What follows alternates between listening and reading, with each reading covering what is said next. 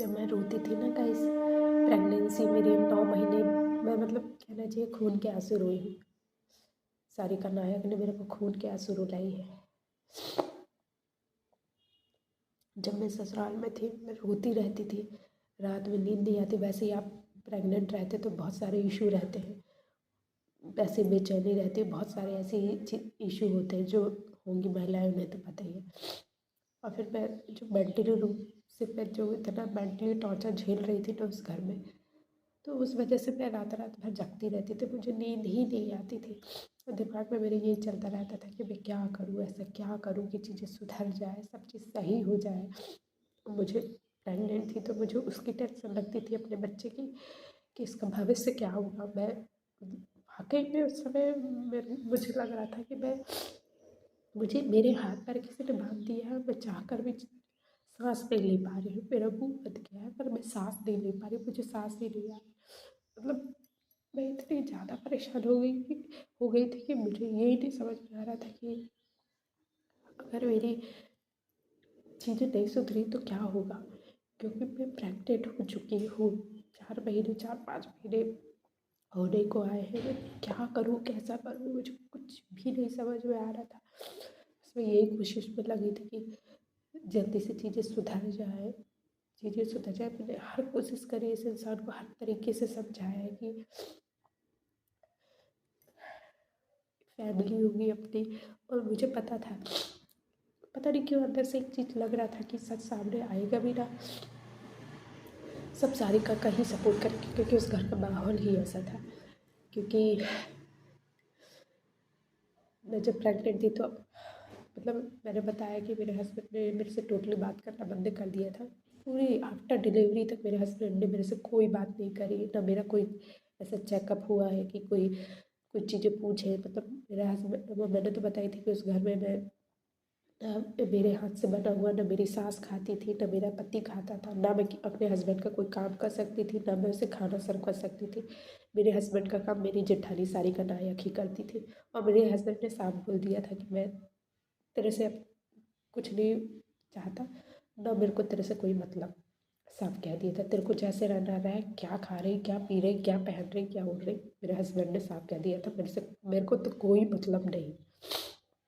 सोचिएगा, इसमें प्रेग्नेंट थी, मेरा हस्बैंड मेरे से ये बोल रहा था, और घर में सबको सब कुछ पता। चीज़ें ऐसी होने लगी थी अकेले में जब इन लोगों का मिलना होता था, या मैं जैसे अपने रूम में हूँ और मैं आई, मतलब इन लोग पता है कि चुपचाप इन लोगों का मिलना होता था। लेकिन कभी धोखे से जैसे मैं टकरा गई, रूम में आ गई, तो ये लोग एकदम से शक आ जाते थे। जब नए नए की बात है, जब नए नए में मेरे को चीज़ें समझ में आने लगी, मुझे क्लियर हो गया कि मेरी जेठानी और मेरे हस्बैंड का चीज़ें मेरे को समझ में आने लगी, तो फिर मैं थोड़ी सी नज़र भी रखने लगी थी गाइस। अब क्योंकि मैं चाहती थी कि चीज़ें सुधरे, मैं बिगाड़ना नहीं चाहती थी। मेरी जेठानी के भी 2-2 बच्चे, पर वो कहते हैं ना कि औरत ही औरत की दुश्मन होती है। फिर मतलब मैं थोड़ी सी नज़र रखती थी कि क्या हो रहा क्या नहीं। तो इस बीच में ये होने लगा था कि प्रेगनेंसी के बाद तो मेरे हस्बैंड मुझसे वैसे भी बात तो करते नहीं थे। मतलब टोटली उन्होंने मेरे से रिश्ता पूरे तरीके से ख़त्म कर दिया था कि उन्होंने साफ बोल दिया था कि अब तो ये फंस गई, अब ये हमारा कुछ नहीं बिगाड़ पाएगी, चाह कर भी कुछ नहीं कर सकती, क्योंकि वे प्रेग्नेंट थी उस समय। तो फिर ये चीज़ें हुई कि फिर जैसे कभी इन दोनों को मैं अकेले में देख लेती थी या कुछ, तो ये लोग सब पका जाते थे। तो उस समय मुझे ऐसा लगा था कि शायद सास ससुर को ना पता हो या जैसा भी हो, क्योंकि मेरी सास थोड़ा कम सुनती थी, उनको कान में लगाने वाली मशीन लगी थी। लेकिन कान से सुनाई नहीं देता गाइस, लेकिन आँख से दिखाई तो देता था ना चीज़ें। लेकिन टोटली बाद में मेरे को समझ में आई कि ये सब पूरी फैमिली मिली हुई है, ये सब मुझे ही बेवकूफ़ बना रहे हैं। मतलब मेरे साथ ही, मतलब जब मेरे सास ससुर को ये चीज़ें समझ में आ गई कि मैं क्लियर हो चुकी हूँ मेरी जेठानी और हस्बैंड के लिए, तो मेरी सास मेरे साथ इमोशनली वो करके कि हमें कुछ नहीं पता, ऐसा नहीं है, मुझे ही डांटती थी। मैं बोलती थी कि इन दोनों ऐसा करते हैं, अकेले में ऐसी इनकी क्या बातें होती हैं, ये मुझे नहीं बताते। मैं जैसे ही जाती तो ये सकुचा क्यों जाते। मतलब ये है कि देखो, नॉर्मल दो लोगों के बीच में बातचीत हो रही है तो ठीक है ना, आप जो भी बात कर रहे हैं, प्राइवेसी जो भी कर रहे हैं या जो भी बात हो रही है, तो आप मेरे को देख के सरप्राइज़ क्यों हो जाते हो बिल्कुल एकदम से कि आपकी चोरी पकड़ा गई है। और ऐसा फिर क्या हुआ कि ऐसा हमेशा ही होने लगा, रोज़ की कहानी हो गई थी। तो ऐसे लड़ाइयाँ बढ़ते बढ़ते बढ़ते बढ़ते बहुत ज़्यादा बढ़ गई थी। इन दोनों का अकेले में मिलना, ऊटपटांग हरकतें करना जो पसंद मुझे नहीं आती थी बिल्कुल भी। और जब मैंने ये अपनी सास ससुर से तो मैं भूल नहीं पाऊँगी, लेकिन घर का माहौल तो सबको पता ही रहता है, सब एक साथ रह रहे हैं। तो सास से मैंने ये चीज़ कहा तो मेरी सास का कहना था, मेरे सास के वर्ड क्या थे, मतलब वो कहते हैं ना कि कुछ चीज़ें सुन के आपको हँसी भी आती है और रोना भी आता है, वही कंडीशन मेरी भी है गाइस।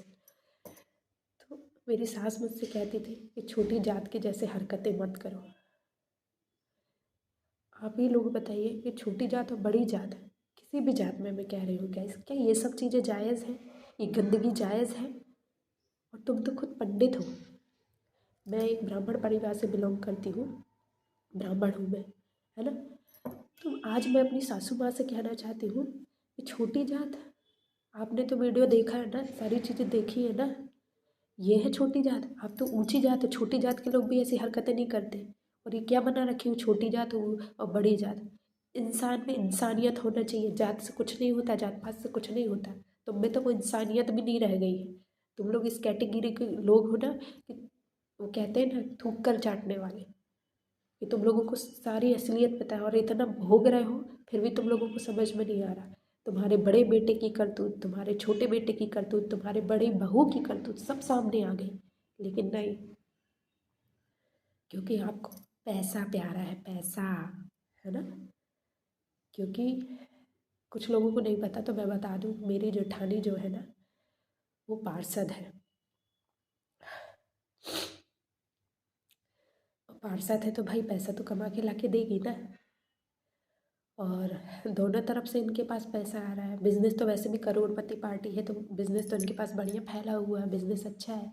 लेकिन आपको बता दूं कि मुझे और मेरी बेटी को आज तक मेरी बेटी के लिए एक चिथड़ा इस घर से नहीं जुगाड़ हुआ, एक चिथड़ा नहीं लिया गया मेरी बेटी को, मैं चिंदी नहीं खरीदी, एक जोड़ी कपड़े नहीं आए मेरी बेटी के लिए। आज 5 साल की मेरी बेटी हो गई है, 1 रुपये भी उस घर से मुझे नहीं मिला, मुझे मेरे और मेरी बेटी के लिए, और ना वो देना चाहते हैं। मेरे हस्बैंड के पास कुछ नहीं है।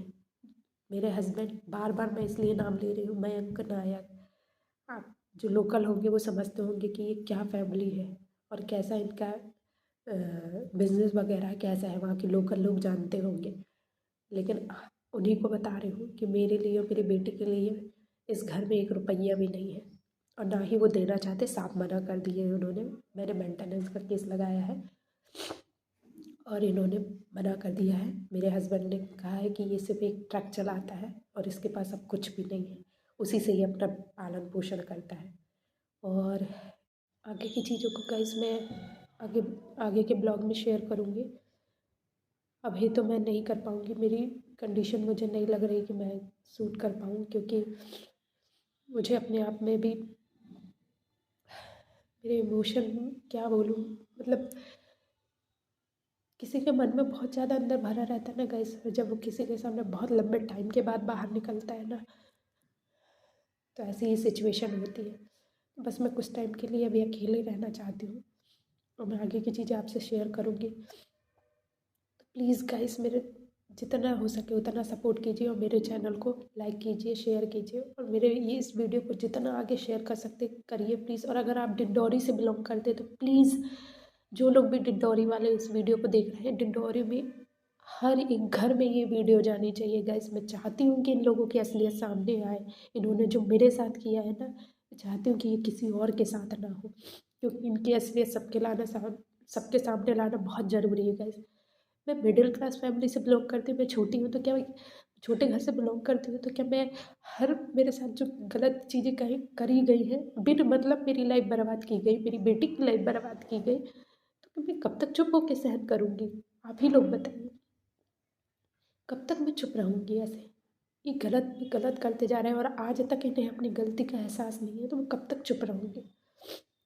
देखिए मैं तो कोशिश कर रही हूँ और मैं अपनी बेटी के लिए लड़ रही हूँ। मैं अगर अकेली होती ना, अगर मेरे साथ मेरी बेटी नहीं होती ना, तो ठीक है, मुझे कोई फ़र्क नहीं पड़ता कि तुमने क्या किया, क्यों किया, किसके साथ रह रहे हो, क्या कर रहे हो, मेरे को कोई फ़र्क नहीं पड़ता।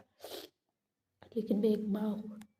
आपने मेरे साथ तो गलत किया, मेरी बेटी के साथ भी गलत किया। उस परिवार ने, डिंडौरी की नायक फैमिली, डिंडौरी की नायक फैमिली जो मेरा ससुराल है, मेरे पति हैं मयंक नायक, मेरे जेठ है मनीष नायक, इस फैमिली ने, और मेरी जेठानी सारिका नायक, ये और मेरी सास है विमला नायक, इन लोगों ने मेरी पूरी की पूरी ज़िंदगी तबाह कर दी है गाइस।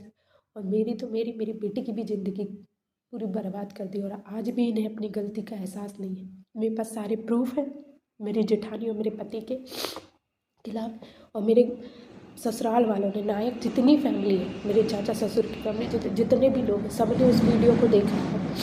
और मुझे बाकी लोगों के से तो कोई मतलब नहीं है, लेकिन जो मेरी ससुराल है, मेरी फैमिली, मयंक नायक, मेरे ससुर हैं महेंद्र नायक, इनकी फैमिली, इनकी बात कर रही हूँ मैं, इस घर की बहू।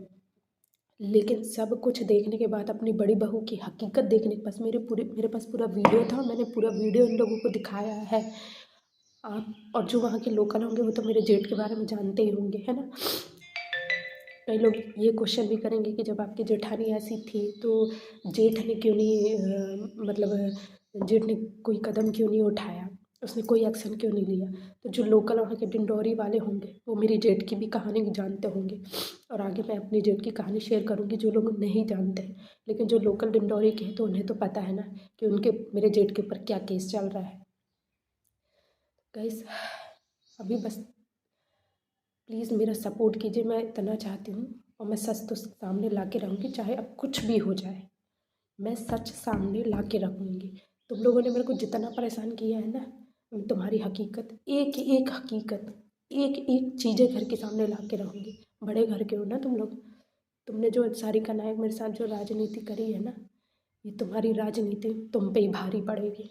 ये तुमने जो मेरे साथ किया है ना, और मेरी बेटी के साथ किया है, मेरी बेटी को पूरी लाइफ, पूरा बचपन बिन बाप के बीत गया, बिना बाप के उसने अपनी ज़िंदगी 5 साल की होने जा रही है, और आज तक तुम लोगों को अपनी गलती का एहसास नहीं है ना रहे। लेकिन मैं सच सामने लाऊंगी। प्लीज़ जो कोई भी मेरे चैनल को देख रहे हैं या मेरे वीडियो को वॉच कर रहे हैं, वो जल्दी से जल्दी मेरे चैनल को आगे शेयर कीजिए और मेरी हेल्प कीजिए गाइस। आपकी एक हेल्प मेरे लिए बहुत बहुत बड़ी मदद साबित होगी कि आप मेरे चैनल को जल्दी जल्दी शेयर कीजिए, लाइक कीजिए, सब्सक्राइब कीजिए। और प्लीज़ डिंडौरी वाले, आपसे बहुत बहुत विनती है, जो भी डिंडौरी से बिलोंग करता है और ये वीडियो देख रहा है, ज़्यादा से ज़्यादा लोगों को वहाँ शेयर कीजिए। प्लीज़ मेरा सपोर्ट कीजिए गाइस।